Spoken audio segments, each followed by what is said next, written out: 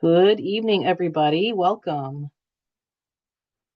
We'll give it just another minute or so to let everybody get joined. And the Lazars are here. Hi, you guys.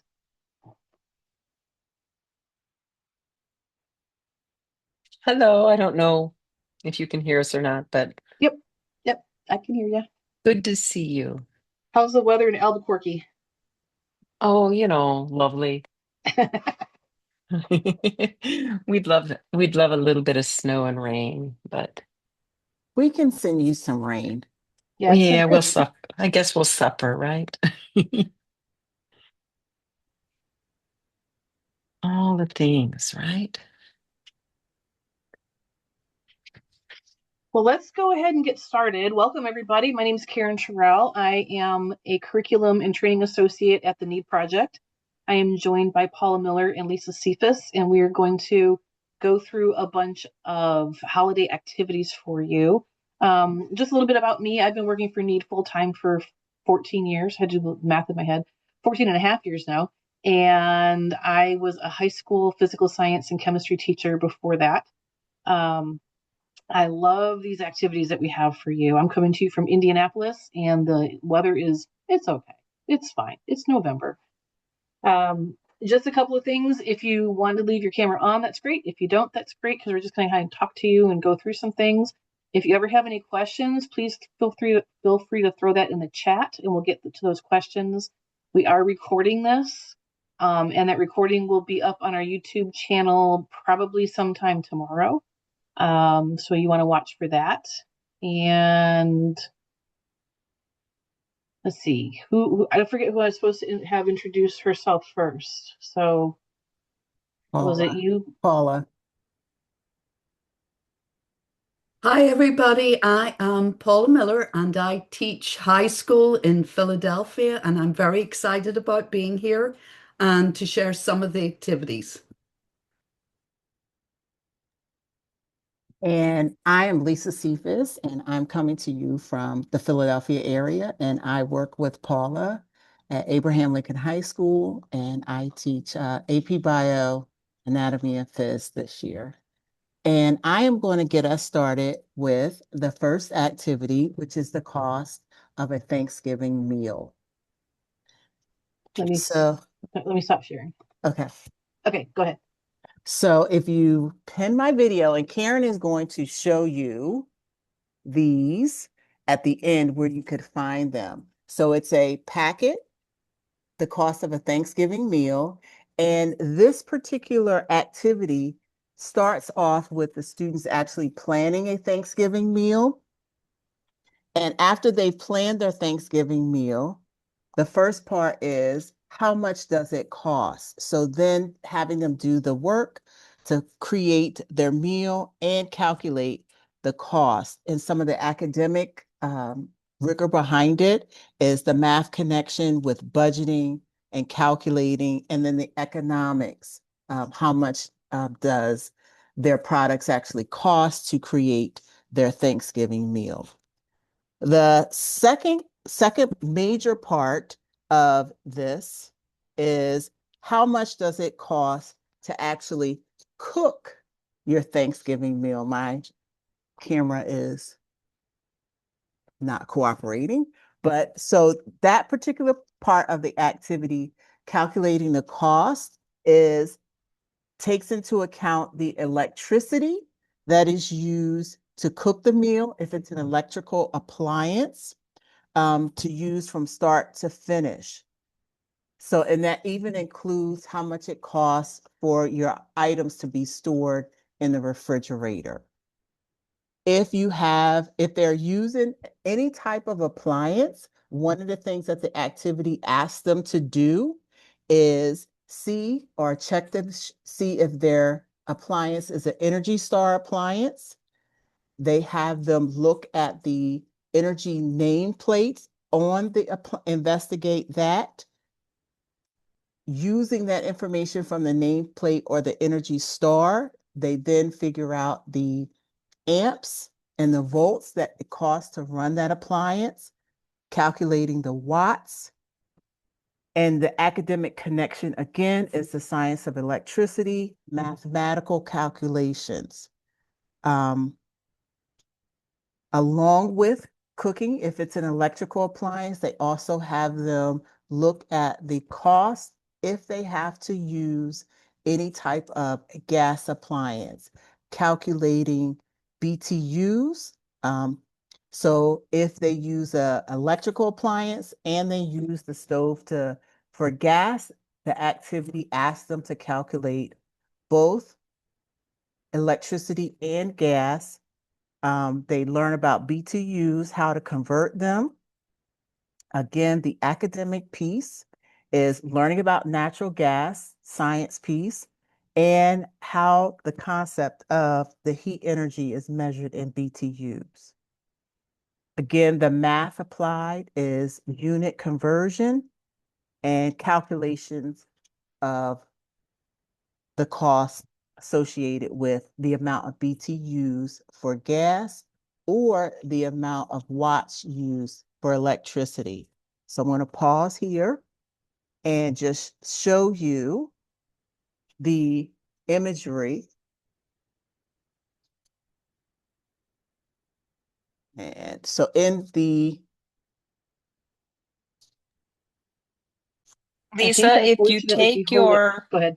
if you take your view off of blur, thank you. I like forgot I had background blur, I I think that forgot. will help. Yes, thank you so much. I forgot I Okay. had the background blurred.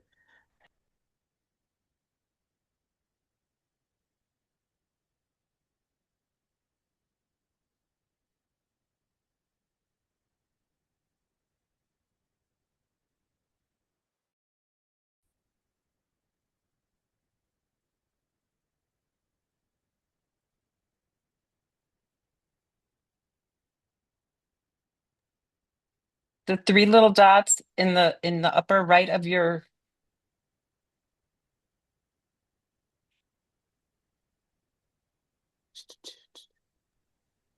I I think have my also you just hide your face behind the paper because I can read it right yeah, now. Yeah, if you don't try to peek out from around it, if you just hold it up, yeah. well, okay, so sorry, I don't want to go over my 10 minutes. you're okay. Um, so the opportunity, the imagery is there for what the nameplate looks like on the device, as well as tables for their calculations for the electricity, the conversions of, because in electricity, you use kilowatts and not watts. So you have to do some conversion, and that particular conversion chart is given to you. Places where you write your data down is also there. So that is calculating the cost with purchasing of the meal, the cost for electricity, the cost of natural gas. So those are the first three phases of this particular activity. The next part is the environmental impact. So the carbon footprint.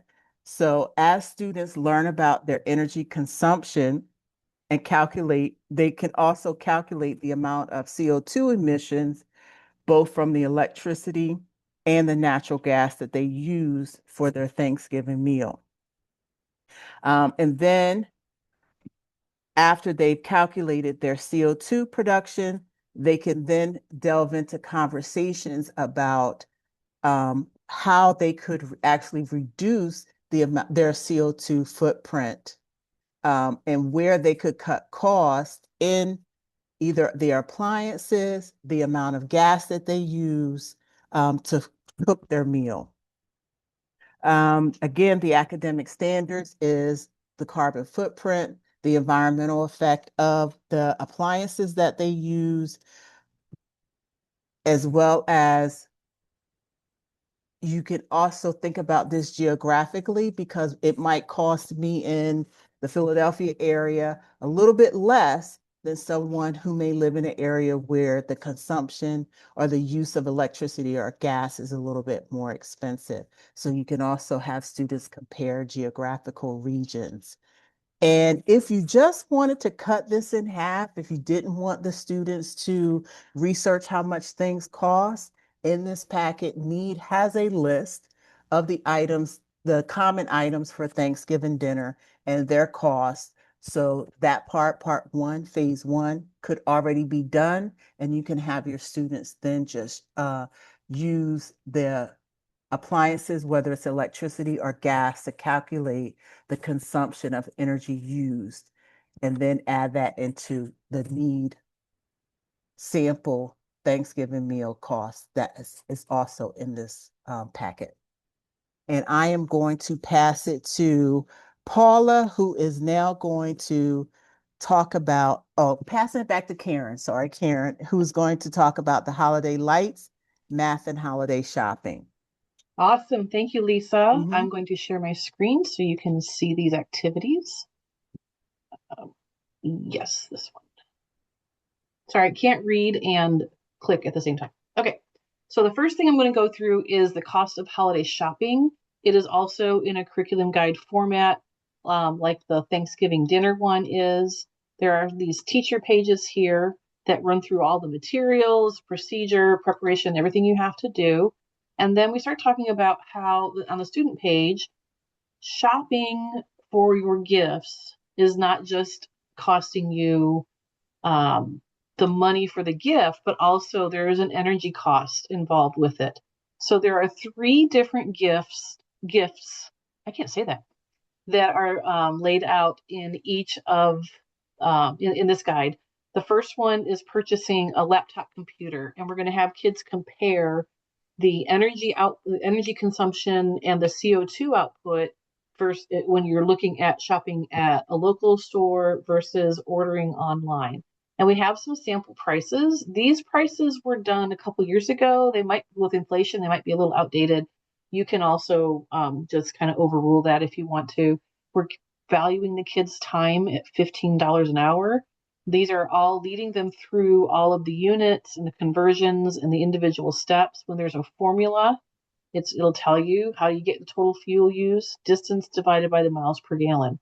They're going to use the fueleconomy.gov website to figure out their miles per gallon for their car, their vehicle. We're using 9 miles per gallon on average for a delivery vehicle based on the Department of Energy stats. I'm just going to walk them through all of these calculations to figure out how much it actually costs, not just the item itself, but in your time and in your fuel consumption and in CO2 output, and then decide if it's better to purchase that item at home, or locally or online.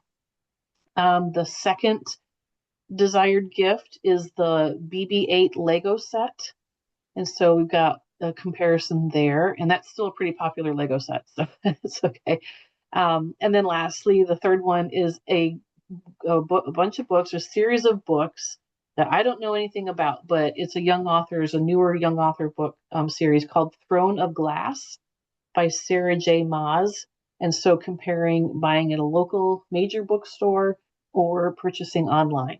And it's the same scenario. So your kids can choose a scenario. You can assign all 3. You can assign them, or if you really wanted to, you could say you pick a gift and you tell me how much it costs locally, and you tell me how much it costs online. They can get a good idea for something that they want to do, and do those calculations. And again, we're reinforcing the arithmetic, the unit conversion, researching and finding some data. These are some real world applications. And then we're looking at valuing your time, valuing your energy, and the environmental value component of the CO2 that's released by the different types of fuel. So we're assuming the delivery vehicles are gasoline burning, and that's 19.5, roughly 19.5 pounds of CO2 per gallon of gasoline. If you wanted to, you could incorporate an electric delivery vehicle. I know a lot of the Amazon vehicles near us now are electric, and a lot of our UPS vehicles run on compressed natural gas. So if you wanted to kind of change it up a little bit for your older kids or have them look it up, you could go ahead and change out that fuel. The other fun act, and then there's some follow-up questions here. Hey, what do you think is the least expensive or most expensive? What are the benefits of shopping in person that you can't really give a dollar amount to, and so on. And then there's a fun coloring page at the end, and who doesn't like to color? Then we have this holiday decoration activity. This one is leveled. This one, we all 4 levels are represented, and they all are, it's the same idea. It's all about like the cost of holiday decorations in terms of their energy. But this one is broken out into 4 different levels. So the primary students are going to spend about 15 or 20 minutes kind of looking at the different kinds of lights. You're going to have you bring in a string that is incandescent, so don't throw them away if you have them, or get some at a thrift store, and a couple of power strips and some LED lights, and have the kids compare. Say, hey, these incandescent ones, you feel how they're getting warm and they use this much energy, and these LED ones, feel how they're not as warm. The elementary kids are given a budget. You can spend this much money, and these are your options, and what are you going to do? At the middle school level, they're going to also be working with a budget, but they're going to use some internet research, coming up with a plan. And then high school, they have a sample house. They have to go for like the wow factor and propose a plan for decorating their house because they want to make it the most impressive in the neighborhood. So this is the primary page. Oh, I'm sorry, this is the elementary page. And they have, this is showing incandescent lights. It shows the cost. They can do the addition and figure out, no, this is the primary page. I'm sorry. This is the primary page. So they're going to look at how much does it cost to purchase the incandescent lights? How much does it cost in energy to run them? And do that math, and they can color the page. There's a little bit here. These lights are incandescent. They use more energy, but can melt the snow and ice off of them. And then option 2, these lights are LED. And then the cost to purchase those LED lights are a little bit more expensive, but the energy cost is significantly different, because it's significantly less. And they can color that page as well. And they can then decide, hey, which one is the better buy? Which one do we think we want to use? Then we get to our elementary page, and they have a budget. Jack and Emma have $200 to spend to decorate the outside of their house. However, the cost of electricity has to be factored into their budget. So they have to look at these different options and decide which one they're going to use. So we give them a bunch of different options in terms of cost, and also in terms of how much the energy costs to run those. So your inflatable snowman has a pretty high energy cost because he's got that blower running all night, not just the lights. And then we have a table they're going to fill in with their budget. What are they going to buy? How many? How much does one of them cost? Then they have to work through the math to calculate it and figure out the total cost. And they should probably do that in pencil with an eraser, because they're going to make mistakes. And, oh, I can't get 17 snowmen like I wanted to. And then some questions like, why did you choose those decorations? How much money do they have to have, et cetera, et cetera, et cetera. And there's a master there that you can project. Then we have the intermediate page, decorating decisions. So basically the question is, what factors should you consider when selecting holiday decorations? Make a list of things you should think about when choosing holiday decorations for the outside of your home. Walks them through a whole bunch of things to do. And then they have this page, which I will flip around so you can see. And it's basically, it's kind of like our comparing light bulbs page that we used to have, where we had the incandescent and the halogen incandescent and the fluorescent and the LED bulb. This has 4 different options of lights with the different parameters here. And we also have one that is blank. So if you want to go ahead and find those parameters out for yourself, or have your kids find them out, they can do that. We have the values here for pounds of CO2 per kilowatt hour. If you wanted to go to the EIA website and find out what the average is for your state, that would be an excellent idea, because different states, because you have different electricity portfolios, have different amounts of carbon dioxide released to the atmosphere. Here in Indiana, we're pretty high because we're about an 80% coal state and 20% wind. So ours is probably half again as much, probably 1.2, 1.3. A state like Illinois, where it's 50% nuclear, a whole lot less than that 0.86. So, if you want to do that, you can have the kids look it up and substitute that value in here. And they can do the research on this blank page. Then for the high school level, the secondary level, here's the house. Here's the face of the house that they have to design. It's a design challenge, right? And so they have a lot of different options that they can choose from. They have a goal, and all of the options have a value for the wow factor. For example, twinkling icicle lights have a wow factor of 5, but an ordinary string of lights that don't blink and don't chase and don't change color just has a factor of 2 or 3. 2 for the clear, 3 for the color. So they have to kind of factor that into it, have to think about, oh, is this going to be a real showy item? They have to calculate the number of lights that they need based on the size of the roof line and the porch and the columns. They have to figure out the cost, and they come up with their design, and then they can sketch it on here, or you can have them do a little model with little fairy lights if you want to. Lots of cool ideas there for the holiday decoration activities. And because Lisa was having trouble with the blurring of her background, I want to show you, this is what the cost of a Thanksgiving meal booklet looks like.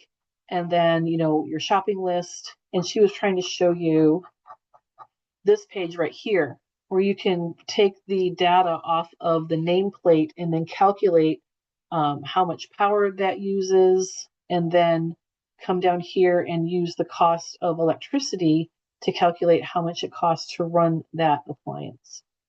So that is the holiday decorations. Paula, are you ready to go with the gingerbread house? I am certainly ready. So I thought to start off with the story of the gingerbread family. And the gingerbread family got their electricity bill last year, and those little smiles turned upside down.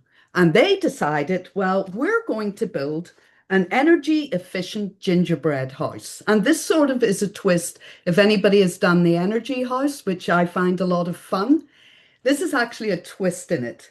And Karen, would you mind sharing the information on that, since you are the guru of the share screen? For the booklet for this? Yes. Yeah, I'll have to download it first, so hold on. Oh, okay. Well, don't worry, because I have it here. Okay. So basically, I went out shopping today, and I hate shopping, but this is for a good cause. And I bought the crackers, I bought the icing, I bought chocolate, and I'm going to tell you what these all represent. And I bought the mints. And basically, these are going to represent different things in your energy house. So the vocabulary I love. It starts off with a building envelope and sort of getting the kids to think of their home as an envelope. You want it to be a closed system. You don't want heat to be lost through windows, through doors, and giving them that idea of, the gingerbread house you want to be closed so that you can maintain, thank you, Karen, that heat bracket without losing energy, just like we saw in the previous, because energy is money. So basically, they are going to build the walls using the crackers, okay? And they're going to decide the different types of icing. And if you just scroll up a bit, Karen, to the, thank you. This is all the information you will need to make it, and you'll see that there's 3 different types of insulation. I picked the pink, which is the fiberglass batting. We have white, which is the foam insulation, and also blue, which is cellulose insulation. And there's a prime opportunity to explain to the students what is insulation and talk about the different formats of insulation, which one is going to be more efficient. Then we have the idea of the mints, and the mints is going to represent the smart meter. There's another vocabulary word. What is a smart meter?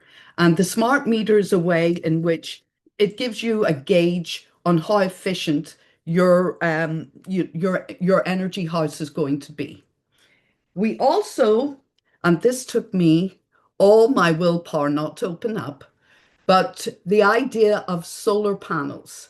that they can place solar panels on the roof of their house. And to make the roof, again, very simple. You're just going to, and again, the kids can, do different innovations of this. But if they're doing like a slanted roof, they can just place two like this and use the icing as a means of gluing them together. And then this is a prime opportunity to talk about the pitch of the roof and how to maximize the solar panels. If you have a flat roof, that's not going to be as good as when you have it at a certain angle, so that you're harvesting the solar energy. The other thing that we have are Twizzlers, which I have here, that they can take off and they can use that as weather caulking. And I actually have caulking here, actual caulking, so that this is a good opportunity of sort of bringing in actual and showing how we're modeling the actual parts with different items. Is there anything else about? I think that was it. But I was thinking, so we've got those ideas of the vocabulary. How can we bring math into this? Well, I could bring in my receipt and tell the students, this is what I used to purchase all this. So in order to build your house, you're going to have, first of all, certain building criteria. Your house must have a door and one window. There needs a way to get into the house.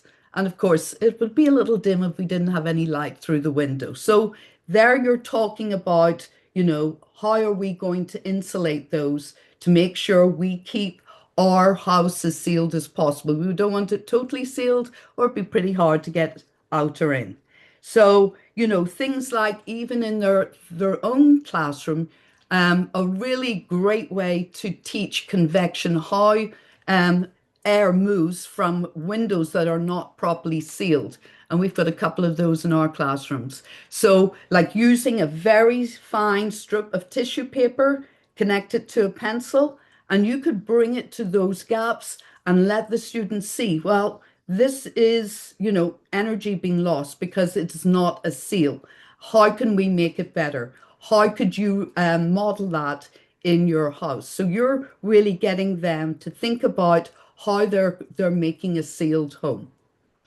So I know some schools, there was something else I was going to say. All right. So, students, they'll see all this stuff and they want to go to town. So therefore you bring a price to it. So perhaps, for each wall of your house, it's going to be 5 cents. For each licorice that you're using for the caulking, you can give them a price as well. Because, the gingerbread people are not very rich. They want to have an energy efficient home, but they want to make sure that they have a budget, right? They have to make sure that they follow the building code for their homes and also within their own budget. So that will stop the students who, want to make the mansion. All right, you're making a mansion, but you're way beyond the budget. So you have that mathematical element coming in. So we've addressed these different terms in terms of insulation, smart meters, solar energy, the idea of weatherization. You want it a certain way in the winter, but in the summer, you're going to have to adjust your house, but that's not a problem for the gingerbread family. So one of the things that I know are certain students, students within certain classes have allergies. So in order to still bring this into the classroom, you as a teacher could make the gingerbread house for the class and get them to look at all the materials you used and calculate the cost of the house. And again, did it come in within the parameters that we set as a class? And also, you can get them to use paper and pencil, using coloring pencils to represent the different items that make up the house. And again, do it mathematically. What was the cost of the house? How could they, if they've gone over budget, what they could do to modify the house. You can do it as a gallery walk, because let me tell you, the students always have different ideas and different innovations. And actually, showing the different, if you're doing it as a visual or even as a hands-on 3D construction, getting the other students to estimate what they think the cost of the house is. So you're really bringing a fun aspect of mathematics. So I think that's followed everything. But really, I think it's also important that, if you can, bringing the actual materials in, like you can show them even as an image, the model of the solar panel, the idea of how a solar panel is constructed in terms of harvesting radiant energy. You can really show this idea of insulation, and maybe if you're able to compare the insulators, which are best, why do we use one form over another? So it really gets them to think scientifically, mathematically, and also, as Lisa brought in her presentation, geographical regions. Maybe solar energy is going to be far more appropriate in, certain localities in America. So it really gets them to think about local based phenomenon as well. So I think I've covered everything in this idea of the gingerbread house. So I am going to pass it back to Lisa now. You're muted, Lisa.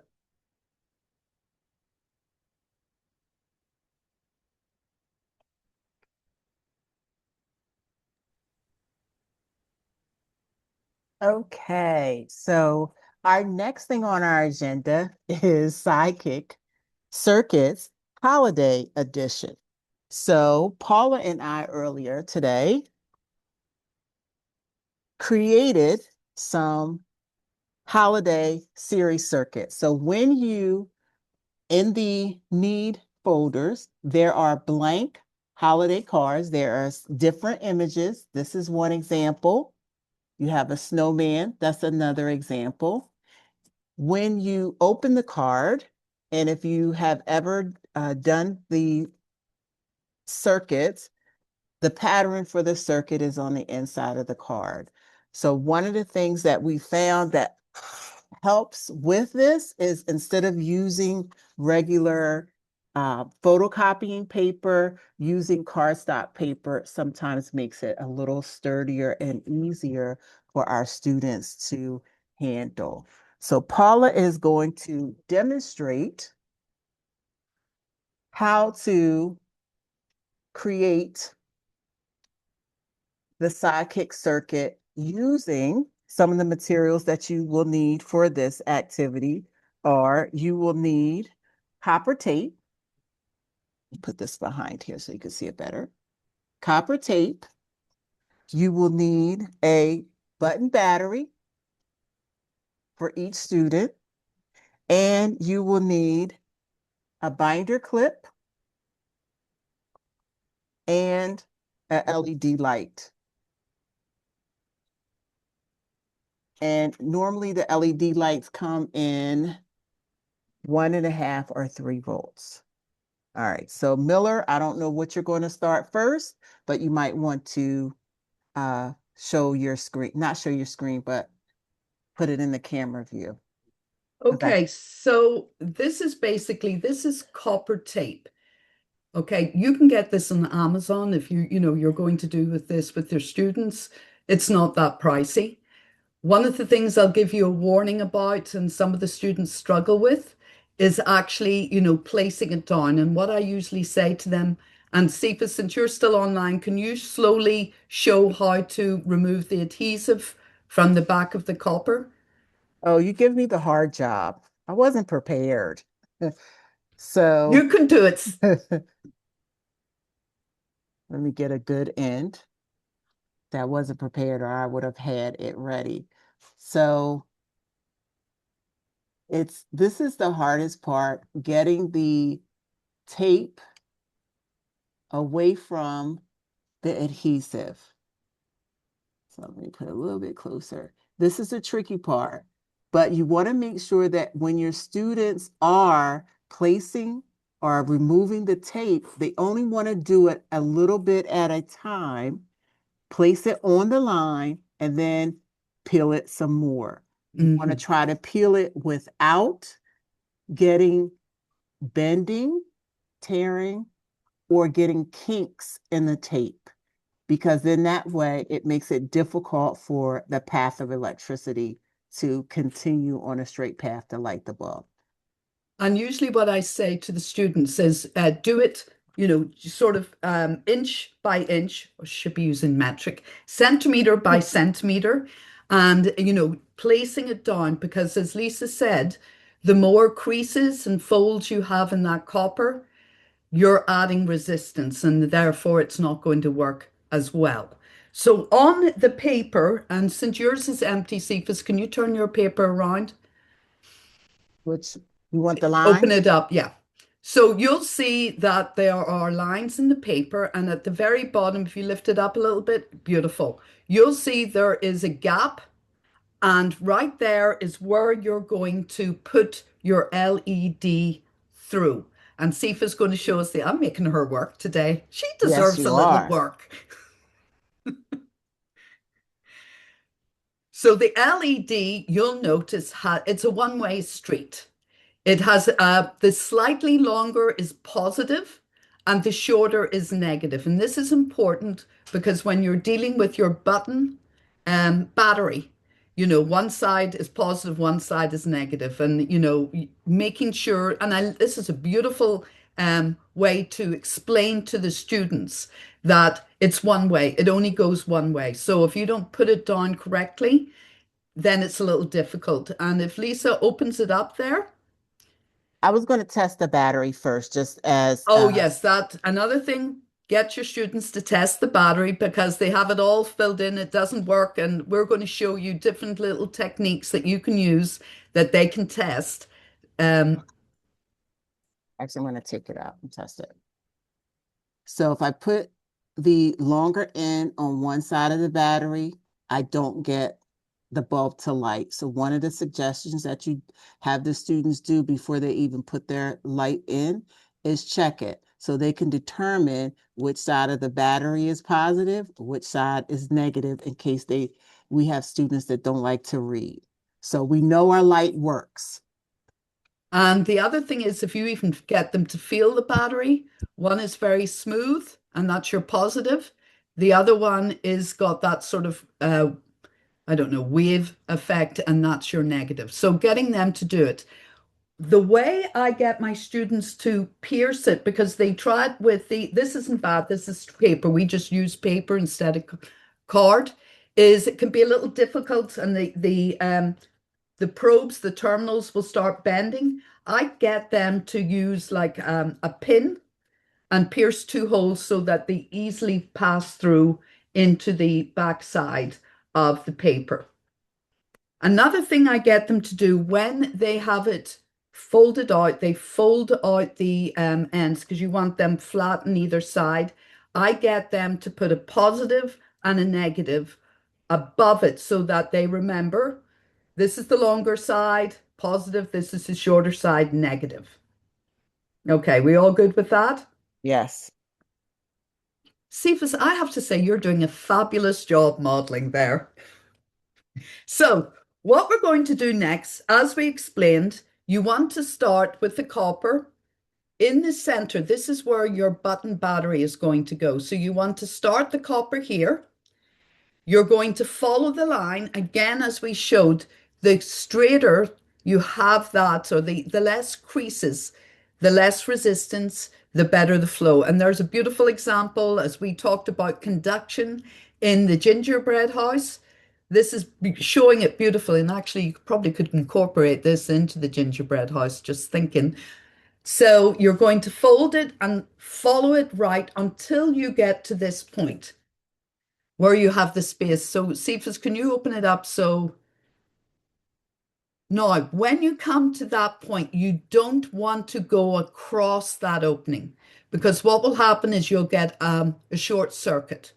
So what I do first, this was a little knack. I think I can't remember who taught me this, but I liked it. I actually put the copper tape down first. Again, you don't go across the gap. I restart it again and go to the end and back down to where this mark is. Again, inch centimeter by centimeter, keeping it so that it keeps it smooth. Then I open up the arms again of the LED, the terminals. Again, I've made sure they have indicated which is the longer by a positive, which is the shorter by a negative. I place them down and then I get another little piece of copper and I go over the terminals. So it makes it like a sandwich. And I find that it tends to work better. So once they have this done, then the fun part. And while we're talking about the battery, this is a lithium battery. If you are working with very young children, please, one of the important thing is safety, making sure that, they don't think mixing it up with the candy house and having, thinking they don't put it in their mouths, they don't swallow it, and just a constant reminder of that. So I should say my community service student who was working with me today, got her to do this beautiful coloring in because it wouldn't look as pretty if I did it. So she made two for us and I am going to light it up. Let me see.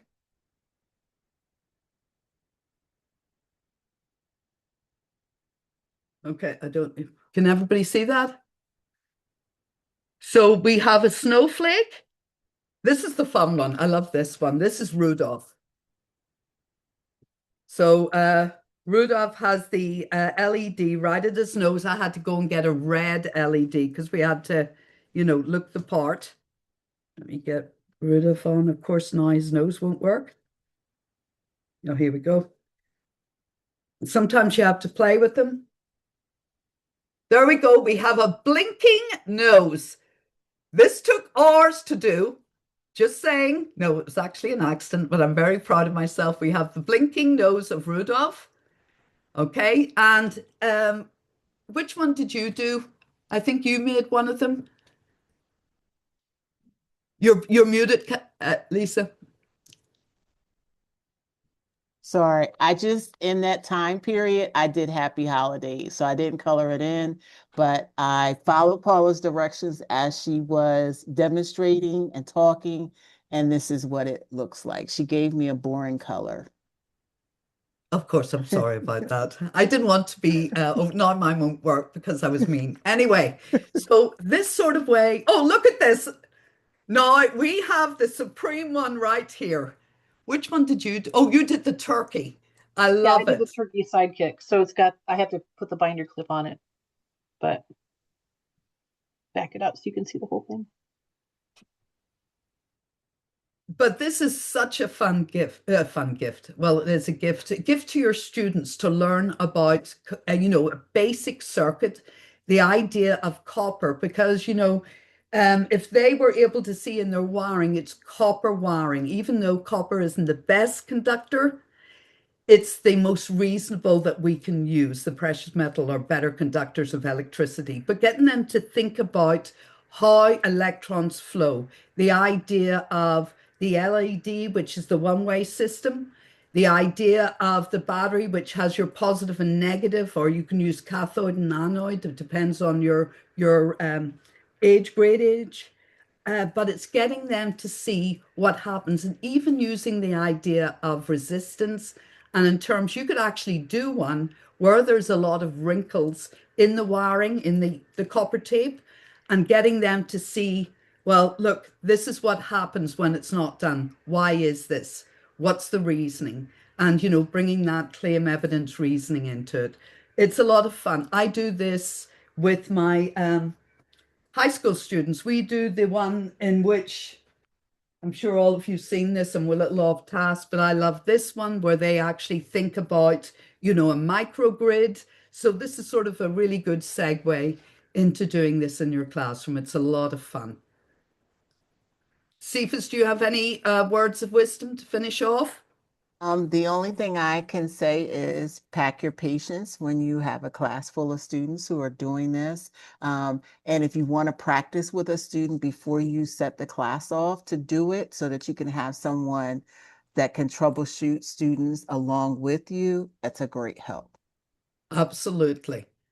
And again, was thinking this is something, if you want to do the three-dimensional gingerbread house, maybe adding a little tape to it and, putting a light on it, just add a little bit of je ne sais quoi to the equation.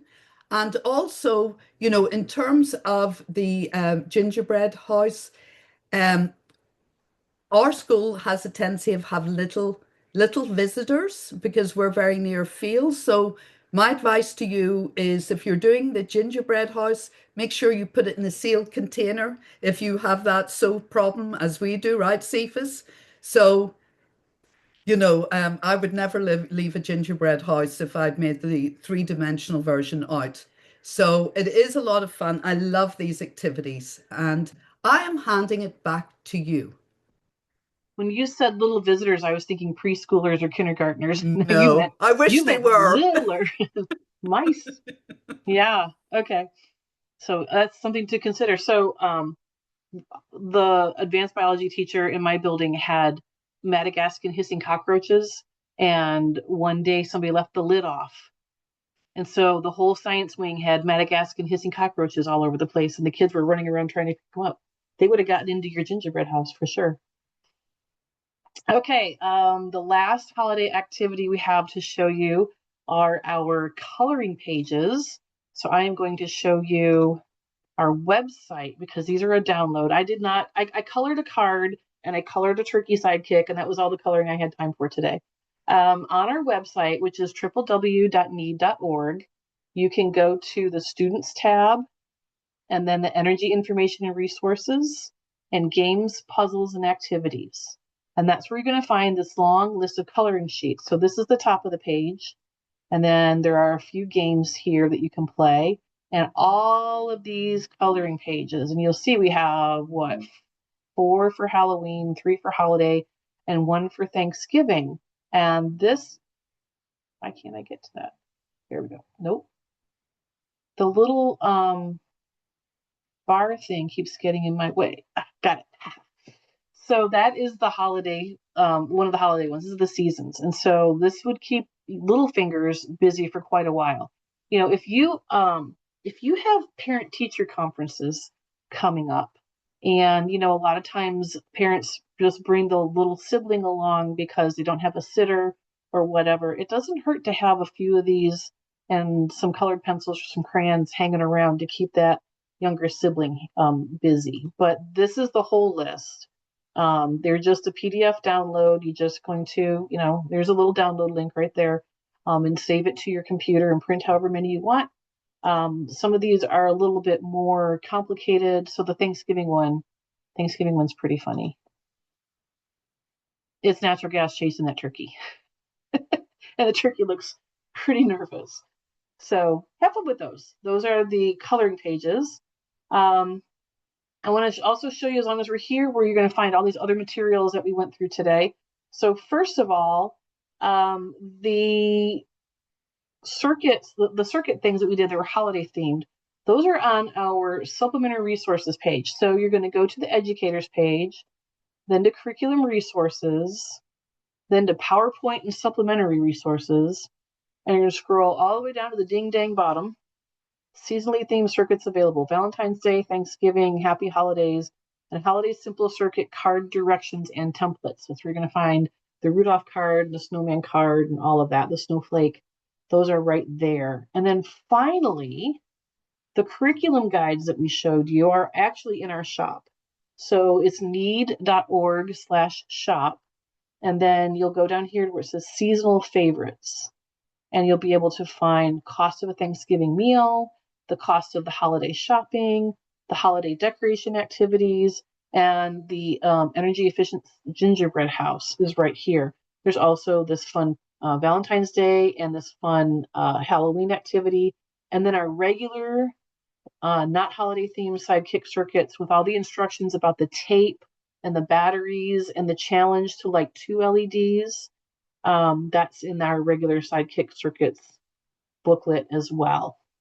So those are our materials. And now I just want to do one more thing.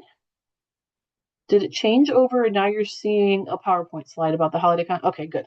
I did it right. So we are going to be introducing a contest for the holidays where you can take a holiday themed story or song or tale or fable and then change it up to incorporate some energy. There's a lot of text on this slide, but we're going to be getting a flyer on our website and in email to you very soon, which will have all of this on it. But basically, we'd like you to expand our repertoire. We are always coming up. The person who comes up with most of our stories and things is Cindy Welchko, and she is a creative genius. She wrote that latest Energy on Stage play with the Pirates, and it's hilarious. It's fun. Check those out. But our need guides that you want to check out is Energy on Stage, Energy Stories and More, and Energy Live for songs. So check those for inspiration. You can do this as your kids can do this as an individual. You can have them do it in small groups, or your whole class can work on it as a class project.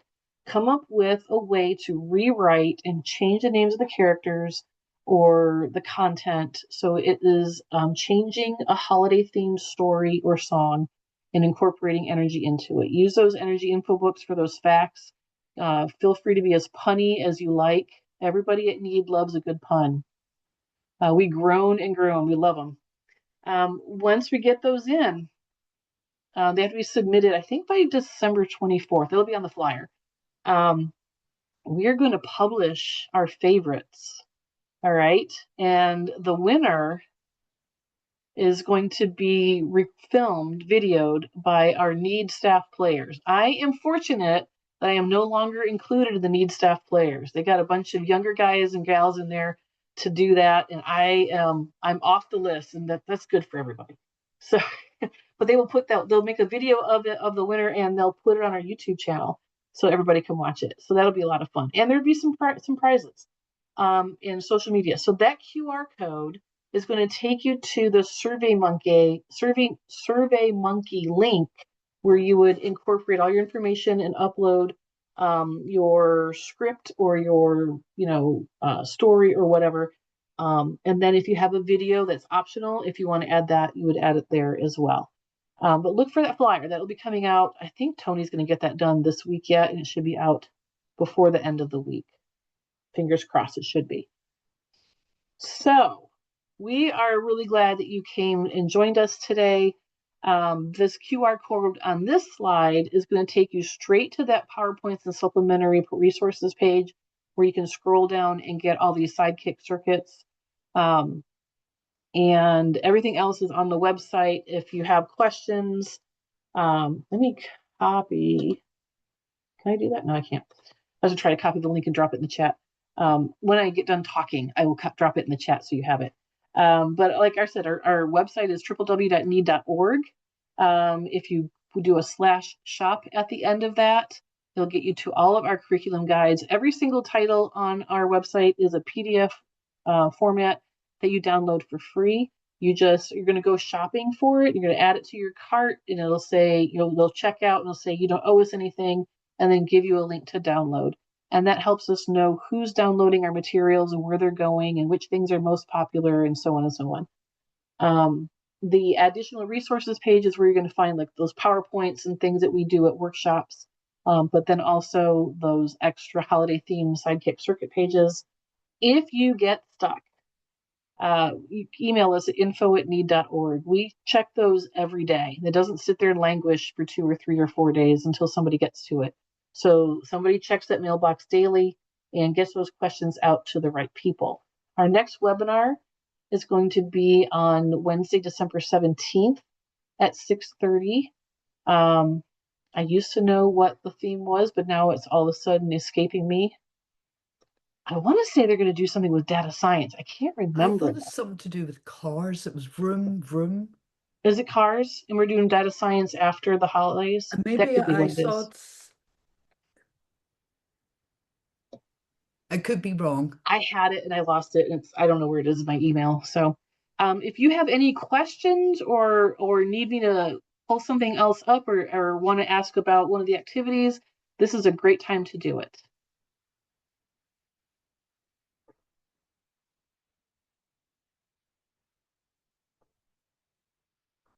Vroom, vroom. Okay. Yep. I really enjoyed the presentation. I really I'm going to try the cards with the circuits and see. So, Oh yeah. yeah, thank They're a lot you. of fun. Yeah, Yeah. we get the copper tape and everything from Amazon when we use it for workshops or for student events. So it's the same Okay. stuff that we use. Okay. Yeah, it looks like they could do it. I teach fourth grade, so Oh, absolutely. They yeah. absolutely do. You want to make sure if your fourth graders have younger brothers and sisters that those LEDs and coin batteries, either they don't go home or you give the parent the whole don't let the little kids swallow it, because the LED will poke the inside of their esophagus or stomach, and then if the coin battery gets in the stomach, it's actually it's a really bad thing. So Yeah. Yeah. yep. But I mean, yeah, your fourth graders will love it. Absolutely love it. Yeah. Yeah. I may not send it home because I have one student that might just do it. Special Yeah. needs. There you go. Yep, Yeah. safety first. Any other questions?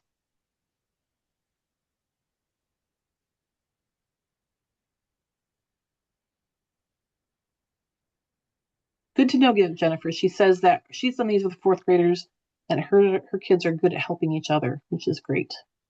That's a good classroom culture. Well, thanks again for coming. You guys have a great holiday season. We will see you in about a month. Have a happy Thanksgiving next week, everybody. Bye. Bye. Bye, everybody. Bye, Bye, thank Paula you. and Lisa. Hey, Bye, Barbara. Barb. Nice seeing you again. It's great seeing you